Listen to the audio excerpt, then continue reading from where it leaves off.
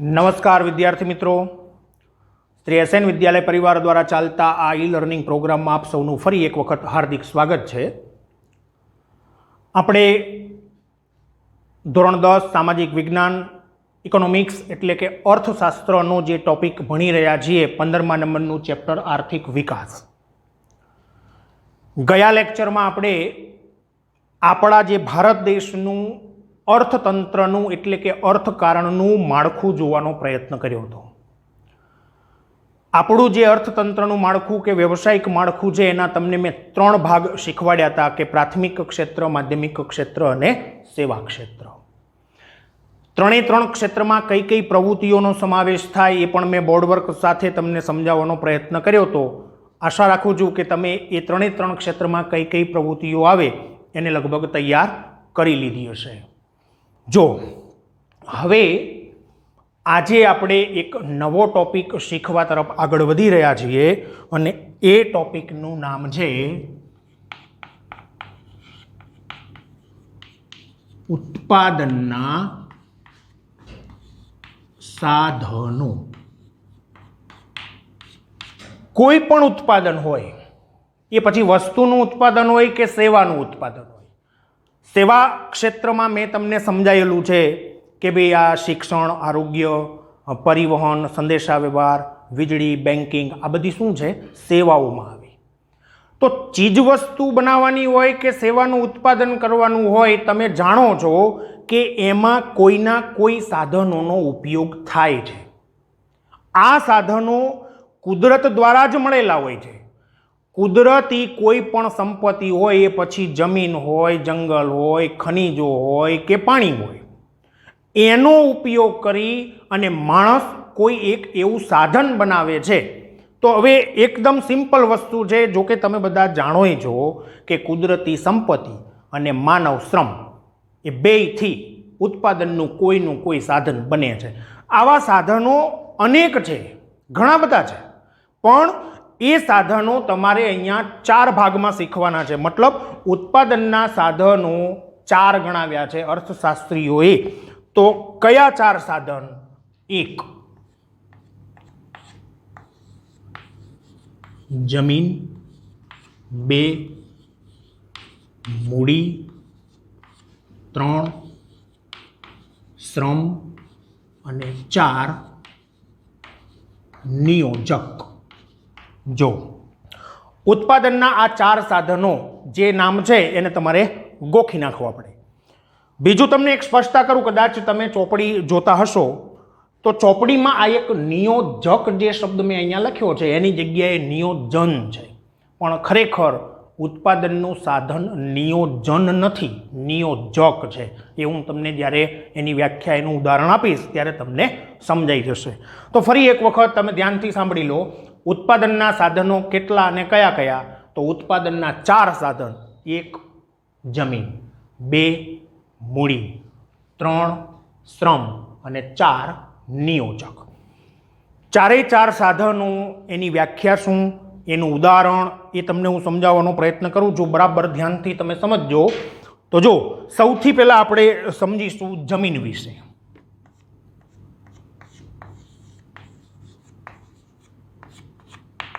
તો અત્યાર સુધી કદાચ તમે આગળના વર્ષમાં ભણ્યા હોય અથવા સાંભળ્યું હોય, આપણે એમ કહીએ છીએ કે ભાઈ પૃથ્વી સપાટીનું ઉપરનું જે પડ છે એને જમીન કહેવાય।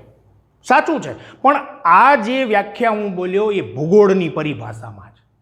આપણે અહીંયા ભણી રહ્યા છીએ અર્થશાસ્ત્ર, તો અર્થશાસ્ત્રીઓ જમીનની વ્યાખ્યા કંઈક અલગ પ્રકારની કરે છે। એ વ્યાખ્યા તમારે અહીંયા ભણવાની અને યાદ રાખવાની છે। તો જમીન કોને કહેવાય? તો તમે બરાબર સમજો। જો 1 કુદરત દ્વારા વિના મૂલ્યે પ્રાપ્ત થતી તમામ સંપત્તિ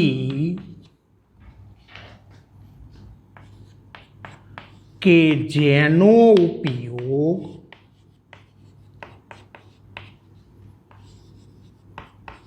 આવક મેળવવા થાય છે એને અર્થશાસ્ત્રની પરિભાષામાં જમીન કહેવાય. એકદમ સમજાઈ જાય એવી વસ્તુ છે. બરાબર ફરી એક વખત ધ્યાન. આપણે શું કીધું જો, પહેલું તમારે એક યાદ રાખવાનું, કુદરત દ્વારા. બીજું વિનામૂલ્યે પ્રાપ્ત થતી સંપત્તિ છે. અને છેલ્લું આવક મેળવવા માટે એનો ઉપયોગ થાય છે. તમે બરાબર એને સમજો છો તો ઉદાહરણ તમને તમારી રીતે આવડી જશે. શું કીધું? કુદરત દ્વારા વિના મૂલ્યે પ્રાપ્ત થતી તમામ સંપત્તિ જેનો ઉપયોગ આવક મેળવવા માટે થતો હોય તો એને અર્થશાસ્ત્રની પરિભાષામાં જમીન તરીકે ઓળખવામાં આવે છે. તો આ વ્યાખ્યાના અનુસંધાનમાં રહીને આપણે વિચારીએ તો તરત આપણને જવાબ મળે. દાખલા તરીકે પર્વતો, જંગલો, નદીઓ, ખનિજો વગેરેને જમીન કહેવાય. હવે એક વસ્તુ તમને કહી દઉં, આ ભૂગોળની પરિભાષામાં જે જમીન છે જેના પર ખેતી થાય છે એને પણ અર્થશાસ્ત્રીઓ જમીન જ કહે છે. તમારે કદાચ એ ઉદાહરણ અહીંયા લખવું હોય તો તમે આવું એક લખી શકો કે ભાઈ ખેતી લાયક જમીન, ખેતી લાયક જમીન, આવો શબ્દ પ્રયોગ અથવા આવું ઉદાહરણ પણ અહીંયા લખી શકાય. તો જો ફરી એક વખત ઉદાહરણ આપણે પહેલા જોઈ લો. શું કીધું? કે પર્વતો, જંગલો, નદીઓ, ખનિજો, એ સિવાય મેં એમ કીધું કે આ જેના પર ખેતી થાય છે એ જમીન. તો આ બધા જે ઉદાહરણ છે એને એક વખત તમે ધ્યાનથી જુઓ છો. કુદરત દ્વારા મળ્યા છે, વિના મૂલ્યે મળ્યા છે, અને એ બધાનો ઉપયોગ ક્યાંક ને ક્યાંક આવક મેળવવા માટે થાય છે. એટલે એને અર્થશાસ્ત્રીઓ શું કહે છે? જમીન તરીકે ઓળખે છે. અને એક વસ્તુ તમારે આમાં બીજી પણ યાદ રાખવાની છે જમીનમાં, કે જમીન એ ઉત્પાદનનું કુદરતી સાધન અથવા કુદરતી સંસાધન છે. ક્યારેક વિકલ્પમાં કે ક્યારેક ખાલી જગ્યામાં કે એવી રીતે આપવાનો પ્રયત્ન કરતા હોય છે. તો જમીન એ ઉત્પાદનનું કેવું? કુદરતી સાધન છે. સમજાઈ ગયું એક સાધન વિશે? ચાલો, ઓકે. હવે ઉત્પાદનનું બીજું સાધન આપણે ભણવાનો કે સમજવાનો પ્રયત્ન કરીશું. બીજું સાધન છે મૂડી. હવે અત્યાર સુધી કદાચ તમારા મગજમાં અથવા હું તમને ડાયરેક્ટલી પ્રશ્ન પૂછું કે ભાઈ મૂડી એટલે શું, તો મોટા ભાગે જવાબ મળે મૂડી એટલે પૈસા. એવું નથી.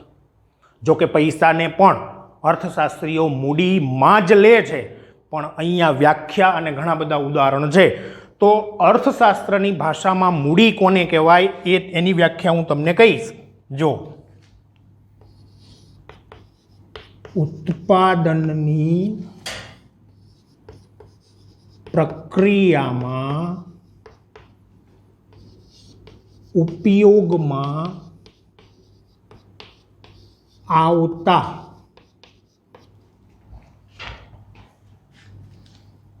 તમામ માનવ સર્જિત સાધનોને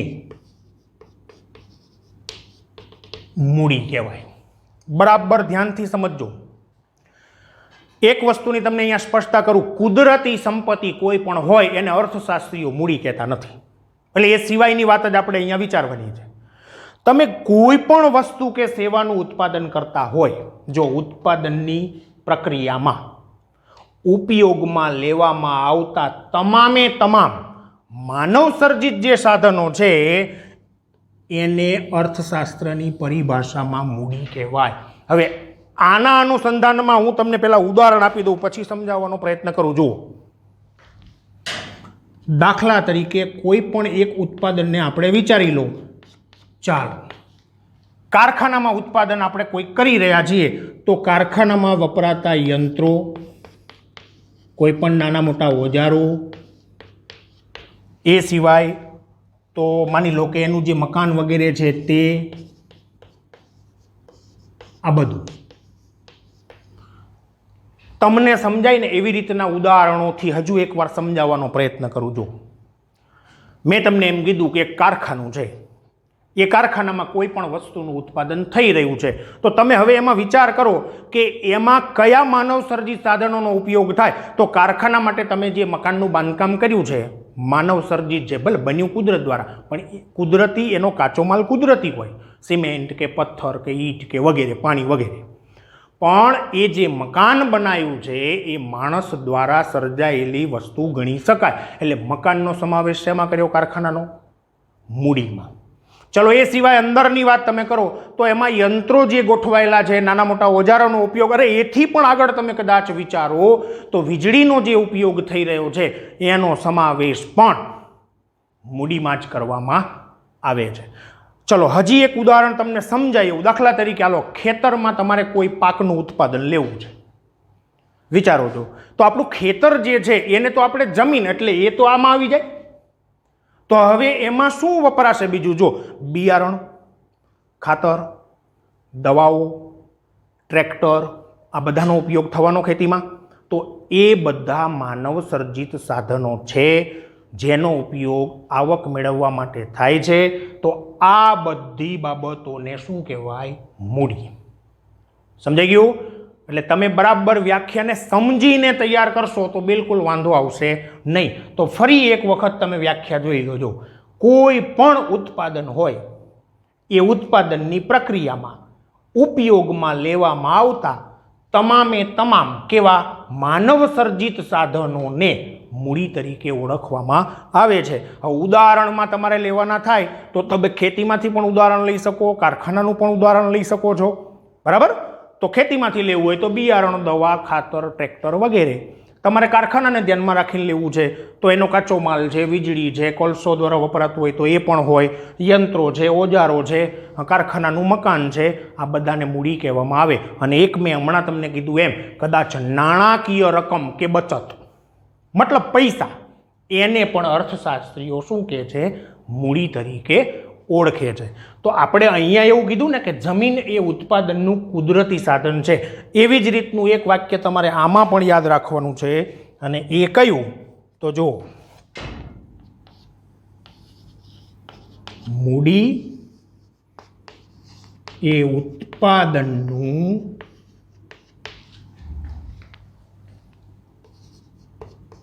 માનવ સર્જિત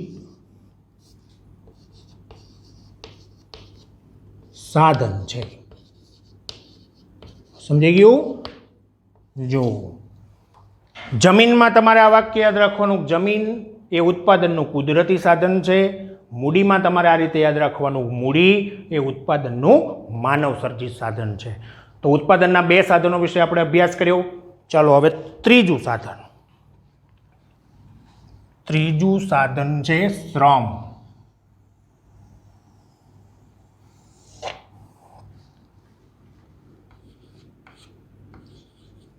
શ્રમ. શ્રમ એટલે કામ, કાર્ય. પણ અર્થશાસ્ત્રની પરિભાષામાં એની વ્યાખ્યા શું બને? તો એવું કહે છે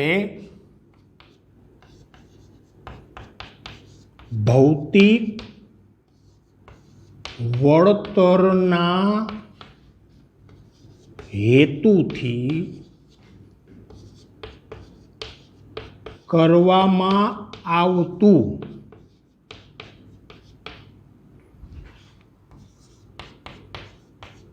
શારીરિક, માનસિક અથવા બંને પ્રકારનું કાર્ય જેને શ્રમ કહેવાય. એકદમ સમજાય એવું છે. જો તમે કોઈ પણ કામ હોય ને એને વિચારો. જો એ કાં તો શારીરિક શ્રમ હોય અને કાં તો માનસિક. દાખલા તરીકે હું એમ કહું, કોઈ ખેડૂત હોય અથવા ખેતીમાં કામ કરતો મજૂર છે, એ કામ કરી રહ્યો છે. કયું કામ છે? શારીરિક શ્રમ છે. શિક્ષકનું કામ શું છે? માનસિક શ્રમ છે. ડૉક્ટરનું કામ શું છે? માનસિક શ્રમ છે. અને અમુક એવા પ્રકારના કામ પણ તમને જોવા મળશે કે જેમાં શારીરિક શ્રમ પણ કરવો પડતો હોય અને માનસિક શ્રમ પણ કરવો પડતો હોય. એટલે હવે તમે જુઓ, તમે જે કામ કરો છો એ પછી શારીરિક શ્રમ હોય, માનસિક હોય કે બંને પ્રકારનું હોય, એ શ્રમની સામે તમને કંઈક, એ કામની સામે તમને શું મળે છે? કંઈક વળતર મળે છે. તો હવે આ રીતે તમે વ્યાખ્યાને બરાબર સમજવાનો પ્રયત્ન કરો છો કે ભૌતિક વળતરના હેતુથી ટૂંકમાં કંઈક મળે છે. એ હેતુથી કરવામાં આવતું શારીરિક, માનસિક અથવા બંને પ્રકારનું કામ એને શ્રમ તરીકે ઓળખવામાં આવે છે. હવે આમાં તો ઢગલાબંધ ઉદાહરણ તમે લઈ શકો છો, તમારી રીતે પણ તમને આવડી જાય, છતાં આપણે લેવાનો પ્રયત્ન કરીએ તો જો ખેડૂત, કારીગર, શિક્ષક, ડૉક્ટર, વકીલ વગેરેનું કાર્ય જેને શ્રમ કહેવાય. સમજાઈ ગયું? એટલે આ એકદમ સહેલી વસ્તુ છે. હવે ઉત્પાદનનું છેલ્લું સાધન, મેં થોડો ચોપડીથી સુધારો કર્યો. ચોપડીમાં નિયોજન શબ્દ છે, અહીંયા શબ્દ છે નિયોજક. તો હવે તમે બરાબર એને સમજવાનો પ્રયત્ન કરજો. જો ચોથું ઉત્પાદનનું સાધન છે નિયોજક. કોને કહેવાય? તો જો ઉત્પાદનની પ્રક્રિયામાં જમીન, મૂડી અને શ્રમને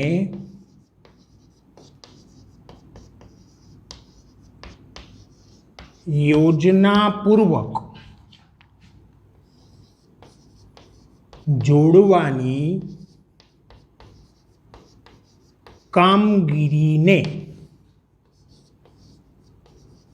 નિયોજન કહે છે.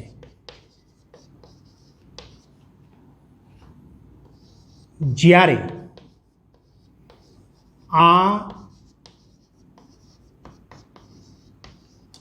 નિયોજન કરનાર વ્યક્તિને નિયોજક કહે છે. નિયોજક કહે છે. દાખલા તરીકે અહીંયા હું ટૂંકમાં જ લખી નાખીશ કે કોઈ પણ ક્ષેત્રનો માલિક, તમને સમજવામાં એકદમ સરળતા પડશે. જુઓ, તમે પહેલા આ ઉદાહરણ ધ્યાનમાં લઈ લો. ગમે એનો માન લો કે ખેતરનો માલિક એટલે ખેડૂત પોતે, કારખાનાનો માલિક, પ્રાઇવેટ કોઈ સ્કૂલ હોય ચાલો એનો માલિક, તમારી પોતાની હોસ્પિટલ છે તો એનો માલિક. ગમે એક ઉદાહરણ તમારા મગજમાં સેટ કરી નાખો તો એ માલિક તરીકે એનું કામ શું? પછી વ્યાખ્યા ઉપર જુઓ. જો ઉત્પાદનની પ્રક્રિયામાં એ શું કરશે? જમીન, મૂડી અને શ્રમ એ ત્રણેયને યોજનાપૂર્વક જોડવાની કામગીરી કરે છે. તો એ કામગીરી જે છે એને આપણે નિયોજન કીધું. સાંભળજો, સમજાણું? કામગીરીને શું કહેવાય? નિયોજન કહેવાય. પણ એ નિયોજન કરનાર વ્યક્તિ, નિયોજન કરનાર વ્યક્તિ જે છે એને માલિક તરીકે ઓળખવામાં આવે અને એને જ નિયોજક કહેવામાં આવે છે. ચલો આ રીતે ગમે એક ઉદાહરણ સેટ કરો છો. તમને હું આપણી આ સ્કૂલનું જ ઉદાહરણ લઈને તમને બતાવું. હાલો, ચલો માલિક તરીકે કોઈ છે? હા કે ના? છે. હવે તમે બરાબર ધ્યાન રાખજો, આ અહીંયા સેવાનું ઉત્પાદન થઈ રહ્યું છે. કઈ સેવા? શિક્ષણ સેવા. તો માલિક તરીકે વ્યક્તિ શું કરશે? જો દાખલા તરીકે આ જેના પર આ બિલ્ડિંગ છે, શું છે? જમીન છે. મકાન છે એને મેં શું કીધું હતું? મૂડી. એ સિવાય પછી બેન્ચો હોય, આવું બ્લેકબોર્ડ હોય, આ બધા પંખા છે, એસી છે, જે કંઈ હોય એ બધું મૂડી છે. અને શિક્ષકો, ક્લાર્ક, પટાવાળા, સ્વીપર, આ બધા જ લોકો જે કામ કરી રહ્યા છે શું છે? શ્રમ છે. તો માલિક શું કરશે? જમીન, મૂડી અને શ્રમ એને યોજનાપૂર્વક જોડવાની કામગીરી કરશે. એ કામગીરી નિયોજન છે, પણ એ નિયોજન કરનાર વ્યક્તિ એટલે માલિક, એને જ કહેવામાં આવે છે નિયોજક. તો આ રીતે તમે વિચારો તો તમને સરળતાથી ખબર પડી જાય કે નિયોજન એ સાધન નથી, નિયોજક એ સાધન છે. સમજાઈ ગયું? એટલે આ જ રીતે તમે માની લો ખેતીમાં ઉદાહરણમાં લઈ લો, કારખાનાનું કોઈ ઉદાહરણ લઈ લો, તોય તમને સરળતાથી ખબર પડી જશે. છતાંય ક્યાંય કંઈ તમને સમજવામાં તકલીફ પડે તો અગાઉ પણ મેં લેક્ચરમાં કીધું હતું કે આપણી સ્કૂલ રેગ્યુલર શરૂ થાય ત્યારે આપણે તમને પર્સનલ વ્યવસ્થિત રીતે તમારી ડિફિકલ્ટી હું સોલ્વ કરી દઈશ. તો અહીંયા આશા રાખું છું કે ઉત્પાદનના જે 4 સાધનો છે, જમીન, મૂડી, શ્રમ અને નિયોજક, 4 સાધનની મેં તમને વ્યાખ્યા આપી. હવે જો એક વસ્તુ કદાચ આપણાથી રહી ગઈ છે તો એ હું અહીંયા એડ કરી દઉં છું શ્રમમાં.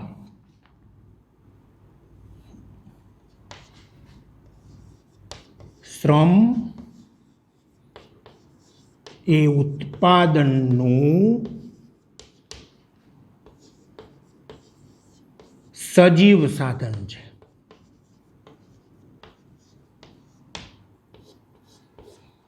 કેમ? આ અગત્યનો પોઈન્ટ છે. જો આપણે અહીંયા જમીનમાં છેલ્લે શું કીધું હતું? જો જમીન એ ઉત્પાદનનું કેવું સાધન? કુદરતી સાધન. મૂડી એ ઉત્પાદનનું કેવું સાધન? માનવ સર્જિત સાધન. અને શ્રમ એ ઉત્પાદનનું કેવું સાધન? સજીવ સાધન છે. હવે તમને પ્રશ્ન એમ થાય કે તો સાહેબ નિયોજક શું? ચોપડીમાં એનો ઉલ્લેખ નથી, પણ ખાલી સમજવું હોય તો એને પણ સજીવ ગણી શકાય, પણ એ ઉલ્લેખ આમાં નથી. એટલે ધ્યાન રાખજો, કદાચ પરીક્ષામાં એવું એકાદું વાક્ય આવે કે નીચેનામાંથી કયું ઉત્પાદનનું સજીવ સાધન છે, તો ક્યાંય વિચાર બદલાયા વગર સજીવ સાધન પૂછે તો શ્રમ, માનવ સર્જિત, મૂડી, કુદરતી, જમીન. ઓકે, ચાલો હવે આ સાધનો મારી એક નમ્ર વિનંતી છે કે એકદમ અપ ટુ ડેટ સમજવા સાથે તૈયાર કરી રાખજો, કારણ કે હવે પછીનો જે લેક્ચર મારે તમને ભણાવવાનો થાય છે એ આ તમને જો યાદ હશે ને તો એ પછી જે આવનારો ટોપિક છે એને સમજવો એકદમ સરળ પડી જશે. ત્યાં સુધી ચાલો રજા લઈશું આપણે. જય ગુરુદેવ.